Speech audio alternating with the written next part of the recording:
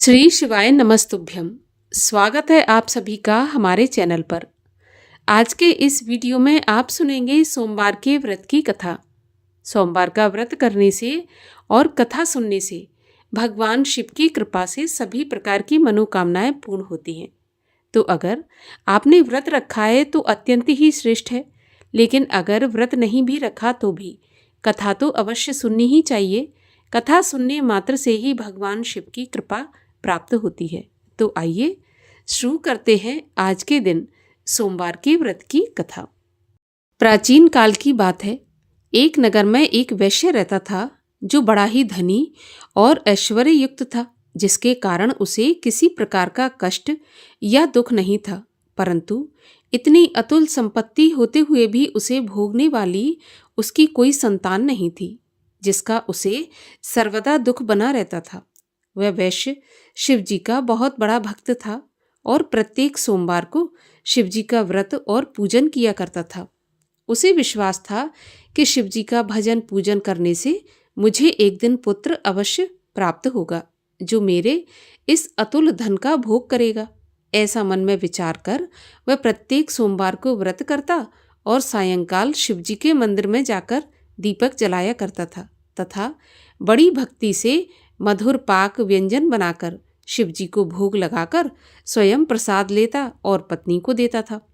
उसे ऐसा करते देख भक्त वत्सला देवी पार्वती से रहा नहीं गया और वे शिवजी से बोली, हे महाराज, ये वैश्य प्रत्येक सोमवार को आपका व्रत करके सायंकाल दीपक जलाता और इस प्रकार बड़ी भक्ति भावना से पूजन करता है, अतः आप इसके दुख का निवारण शीघ्र क्यों नहीं करते। तब पार्वती जी के सुंदर वचनों को सुनकर शिवजी बोले, देवी, इस वैश्य के पुत्र नहीं है, यह इसके पूर्व जन्मों का ही फल है। देवी, यह जगत तो कर्ममय है। मनुष्य कर्म के बंधनों से बंधा हुआ यहाँ आता है तथा अपने अपने कर्मों के फलों को भोगता है। उसी प्रकार यह वैश्य भी पूर्व जन्म के कर्म के कारण इस जन्म में निसंतान होकर दुख उठा रहा है। शिव जी के ऐसे उपदेशात्मक वचनों को सुनकर भी पार्वती जी नहीं मानी और कहने लगी, हे ईश्वर, आप तो भक्त वत्सल हैं, फिर अपने भक्त पर दया क्यों नहीं करते, जबकि वह सदैव आपकी भक्ति प्रेम पूर्वक करता है। फिर आप उसे पुत्रवान करके उसके दुख का निवारण क्यों नहीं करते। यदि आप अपने भक्तों के दुख का निवारण नहीं करेंगे तो कौन आपका व्रत पूजन और सेवा करेगा। हे शिवजी, मेरा आपसे अनुरोध है कि आप कृपा करके उसे अवश्य ही पुत्रवान कीजिए। जब पार्वती जी शिवजी से ऐसा कहने लगी तो शिवजी बोले कि देवी, जब तुम ऐसा कहती हो तो मैं तुम्हारे कहने से उसे पुत्र का वरदान देता हूँ। यद्यपि उसके भाग्य में पुत्र का सुख तो नहीं है, यह तो केवल 12 वर्ष तक ही जीवित रहेगा, इसके पश्चात मृत्यु को प्राप्त हो जाएगा। भगवान शिव और माता पार्वती की ये सब बातें वह वैश्य सुन रहा था। इस प्रकार कुछ काल व्यतीत होने पर उस वैश्य की स्त्री गर्भवती हुई और 10वां महीना प्राप्त होने पर एक सुंदर पुत्र की प्राप्ति हुई, जिससे उसके घर में बड़ी खुशी मनाई गई। सब लोग अत्यधिक हर्षित हुए, परंतु उस वैश्य को कुछ विशेष सुख नहीं मिला, क्योंकि उसे तो यह ज्ञात था कि यह पुत्र 12 वर्ष बाद पुनः मृत्यु द्वारा ग्रसित हो जाएगा। इस प्रकार हंसी खुशी में वह 11 वर्ष का हो गया। एक दिन उसकी माता वैश्य से कहने लगी कि क्यों ना इसका विवाह कर दिया जाए। तो उसका पिता विचार करके कहने लगा कि अभी विवाह की क्या जल्दी है, अभी तो मैं इसे काशी जी पढ़ने के लिए भेजूंगा। स्त्री से ऐसा कह उस वैश्य ने बालक के मामा को बुलाया और उसे खूब सारा धन देकर बोला, अब तुम अपने भांजे को काशी जी ले जाओ और इसे विद्या अध्ययन कराओ। रास्ते में जगह जगह पर ब्राह्मणों को भोजन देते और यज्ञ करते जाना। इस प्रकार वे दोनों मामा भांजे जगह जगह पर ब्राह्मणों को भोजन देते और यज्ञ करते हुए एक नगर में पहुंचे। वहां के राजा की कन्या का उस दिन विवाह था। कन्या बड़ी ही रूपवती और सर्वगुण संपन्न थी, परंतु राजकुमार अर्थात जिससे उस राजकुमारी का विवाह होने वाला था वह काना था, जिससे उसके पिता को चिंता थी। परंतु जब उसने वैश्य के पुत्र को देखा जो कि बड़ा रूपवान था, तो वह विचार कर उसके मामा से कहने लगा कि थोड़ी देर के लिए आप अपने भांजे को मुझे दे दीजिए तो आपकी बड़ी कृपा होगी। थोड़ी ही देर की बात है, विवाह हो जाने के पश्चात इसे हम वापस कर देंगे और आपको बहुत सारा धन देंगे। फिर तो बालक के मामा ने स्वीकार कर लिया। वर का पिता उसे वर बनाकर मंडप में ले गया और विवाह का समस्त कार्य बड़ी दक्षता से संपन्न किया। परंतु जब लड़का सिंदूर दान करके लौटने लगा तो उसने कन्या की साड़ी के आंचल पर लिख दिया कि हे भामिनी, तुम्हारा विवाह मुझ वैश्य के पुत्र से हुआ है और अब मैं काशी पढ़ने जा रहा हूँ, परंतु जिसके साथ तुम्हें विदा किया जाएगा वह एक आंख से काना है और वह तुम्हारा पति नहीं है। इस प्रकार विवाह कार्य संपन्न होने पर विदा की बेला पर जब राजकुमारी ने अपनी साड़ी पर कुछ लिखा देखा तो उसे पढ़कर उसने राजकुमार के साथ जाने से मना कर दिया और बोली, ये मेरा पति नहीं है, मेरा पति तो एक वैश्य का पुत्र है जो इस समय काशी जी में पढ़ने के लिए गया है। फिर तो राजकुमारी की ऐसी बात सुन उसके माता पिता अत्यंत ही आश्चर्य में पड़ गए और राजा अर्थात वर के पिता की चालाकी से अत्यंत दुखी हुए। कन्या को विदा नहीं किया और बारात बिना कन्या के ही वापस लौट गई। उधर वह वैश्य का पुत्र तथा उसका मामा दोनों काशी जी पहुंचे तथा बालक ने अपना अध्ययन प्रारंभ कर दिया और उसके मामा ने यज्ञ करना प्रारंभ कर दिया। इस प्रकार कुछ दिन व्यतीत होते हुए लड़के की अवस्था 12 वर्ष की हो गई। उस दिन यज्ञ हो रहा था कि उस बालक ने अपने मामा से कहा कि आज मेरी तबीयत कुछ ठीक नहीं है और मैं अंदर सोने जा रहा हूँ। ऐसा कहकर वह जाकर सो गया, परंतु उसके सोने के थोड़ी ही देर बाद उसके मामा ने आकर देखा तो वह देखता है कि भांजा तो मरा पड़ा है, जिससे वह अति दुखी हुआ। अब परंतु यज्ञ हो रहा था इसलिए वह यज्ञ विध्वंस के भय से चुप रहा और जब यज्ञ कार्य समाप्त हो गया तथा सब ब्राह्मण चले गए तब वह खूब जोर जोर से रोने लगा। उसी समय भाग्यवश पार्वती जी सहित शिवजी उधर से जा रहे थे कि तभी पार्वती जी ने करुण रुदन सुना, जिसे सुनकर उनका हृदय द्रवीभूत हो गया और वे शिवजी से कहने लगीं, प्रभु देखिए तो कौन इस समय इतनी करुणा से रुदन कर रहा है, आप वहाँ चलकर देखिए कि वह क्यों रो रहा है। तब पार्वती जी का ऐसा आग्रह देख शिवजी उस स्थान पर गए जहाँ उसका मामा अपने भांजे को लेकर रो रहा था। फिर तो पार्वती जी ने उस बालक को पहचान लिया और कहने लगीं कि प्रभु ये तो वही बालक है जो कि आपके आशीर्वाद से प्राप्त हुआ था। शिवजी बोले, देवी ये बालक अपनी आयु समाप्त कर चुका है और ये मृत्यु को प्राप्त हो गया, इसमें किसी का कोई दोष नहीं है। पार्वती जी ने कहा, प्रभु जैसे आपने इसे अब तक 12 वर्ष की आयु दी थी वैसे ही जीवन पर्यंत के लिए और आयु दे दीजिए, नहीं तो यह वणिक पुत्र के वियोग में मृत्यु को प्राप्त हो जाएगा। तब पार्वती जी के ऐसा कहने पर शिवजी ने वणिक पुत्र को जीवित कर दिया। इस प्रकार वह शिवजी के वरदान से जीवित हो गया और शिव पार्वती पुनः अपने धाम को चले गए। फिर कुछ दिनों के पश्चात वह बालक अपने मामा के साथ अपने नगर की तरफ चल पड़ा। चलते चलते पुनः उसी नगर में आया जिस नगर में राजकुमारी के साथ उसका विवाह हुआ था। वहां पहुंच उसने यज्ञ करके ब्राह्मण भोजन दिया, जिससे भोजन करके जाते हुए पंडितों द्वारा राजा को यह खबर लगी कि काशी से कोई वैश्य पुत्र आया है जो यज्ञ करके ब्राह्मण भोजन करा रहा है। राजा उसे देखने के लिए गया और वहां पर उसने स्वयं अपने जामाता को देखा तो अति प्रसन्न होकर आदर के साथ अपने महल में ले आया और कुछ दिन तक रखकर खूब आदर सत्कार किया और इसके बाद पुत्री को खूब दान दहेज सहित उसके साथ विदा कर दिया। तब वह वणिक पुत्र स्त्री सहित मामा के साथ अपने नगर को चल पड़ा।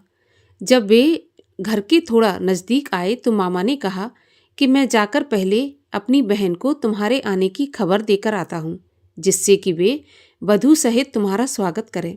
इधर वह वैश्य अपनी स्त्री सहित छत पर जा बैठा था कि यदि मेरा पुत्र काशी से लौटकर नहीं आएगा तो हम लोग यहीं से कूदकर अपने प्राण दे देंगे। परंतु जब मामा ने आकर कहा कि आपका पुत्र कुशलता से अपनी पत्नी सहित आ रहा है, आप लोग विधिवत उसका स्वागत कीजिए। मामा की ऐसी बात सुनकर वे लोग अति प्रसन्न हुए और बड़े आदर के साथ पुत्र वधू का स्वागत किया और अति प्रसन्न हो सोमवार व्रत करके शिवजी का विधिवत पूजन और वंदन किया।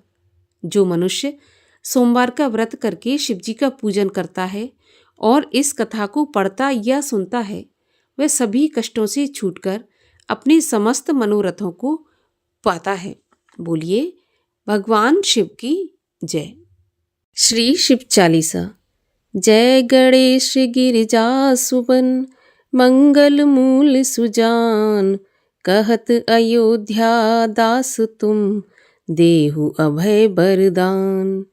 जय गिरिजापति दीन दयाला, सदा करत संतन प्रतिपाला। भाल चंद्रमा सोहत नीके, कानन कुंडल नागफनी के। अंग गौर सिर गंग बहाए, मुंड माल तन छार लगाए। वस्त्र खाल बाघंबर सोहे, छवि को देख नाग मुनि मोहे।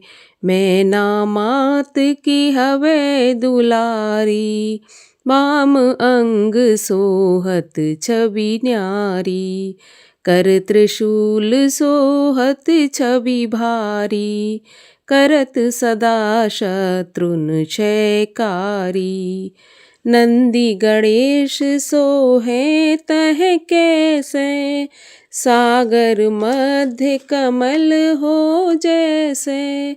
कार्तिक श्याम और गणराऊ, या छवि को कही जात न काऊ। देवन जब ही जाए पुकारा, तब ही दुख प्रभु आप निवारा।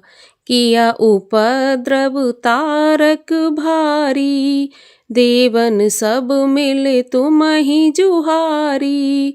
तुरत षडानन आप पठायो, लव निमेष महे मार गिरायो। आप जलंधर असुर संहारा, सुयश तुम्हार विदित संसारा। त्रिपुरासुर सन युद्ध मचाई, सबहि कृपा कर लीन बचाई। किया तपहि भागीरथ भारी, पुरब प्रतिज्ञा तासु पुरारी। दानिन मह तुम सम कोई नाही, सेवक अस्तुत करत सदाही। वेद नाम महिमा तब गाई, अकथ अनाद भेद नहीं पाई। प्रगटी उदथ मंथन में ज्वाला, जरत सुरासर भये विहाला। कीन्ही दया तह करी सहाई, नीलकंठ तब नाम कहाई। पूजन रामचंद्र जब कीना, जीत के लंक विभीषण दीना। सहस कमल में हो रहे धारी, कीन परीक्षा तब ही पुरारी। एक कमल प्रभु राखे जोई, कमल नयन पूजन चह सोई। कठिन भक्ति देखी प्रभु शंकर, भय प्रसन्न दिए इच्छित वर। जय जय जय अनंत अविनाशी, करत कृपा सबके घटवासी। दुष्ट सकल नित मोहि सतावे, भ्रमत रहो मोहि चैन न आवे। त्राहि त्राहि मैं नाथ पुकारो, एहि अवसर मोहे आन उबारो। लै त्रिशूल शत्रुन को मारो, संकट से मोहे आन उबारो। मातु पिता भ्राता सब होई, संकट में पूछत नहीं कोई। स्वामी एक है आस तुम्हारी, आए हरहु मम संकट भारी। धन निर्धन को देत सदाही, जो कोई जाचे वो फल पाई। अस्तुत के ही विधि करो तिहारी, क्षमहु नाथ अब चूक हमारी। शंकर हो संकट के नाशन, मंगल कारण विघ्न विनाशन। योगी यति मुनि ध्यान लगावे, नारद शारद शीश नवावे। नमो नमो जय नमो शिवाय, सुर ब्रह्मादिक पार न पाए। जो यह पाठ करे मन लाई, तापर होत है शंभु सहाई। ऋनिया जो कोई हो अधिकारी, पाठ करे सो पावन हारी। पुत्रहीन कर इच्छा कोई, निश्चय शिव प्रसाद तेहि होई।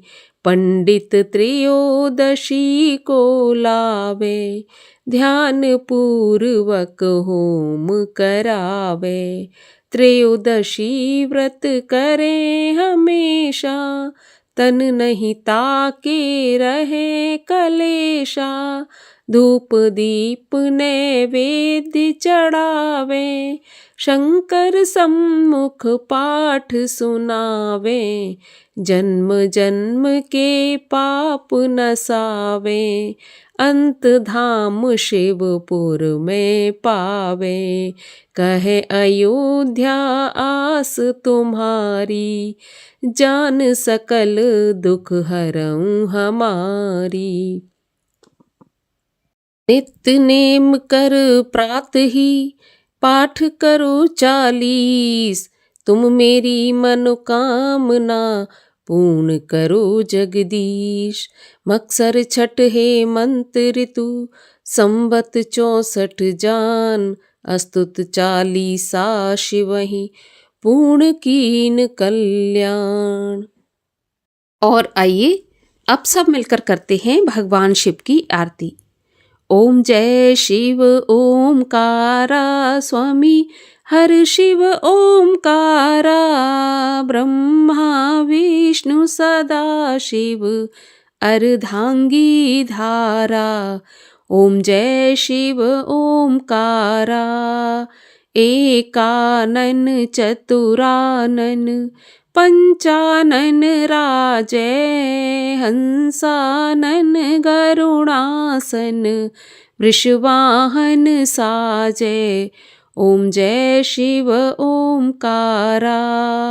2 भुज 4 चतुर्भुज, 10 भुज ते सोहे। तीनों रूप निरखता, त्रिभुवन जन मोहे। ओम जय शिव ओमकारा। अक्षमाला वनमाला, मुंडमाला धारी। चंदन मृग मद सोहे, भोले शशिधारी। ओम जय शिव ओमकारा। श्वेतांबर पीतांबर, बाघांबर अंगे।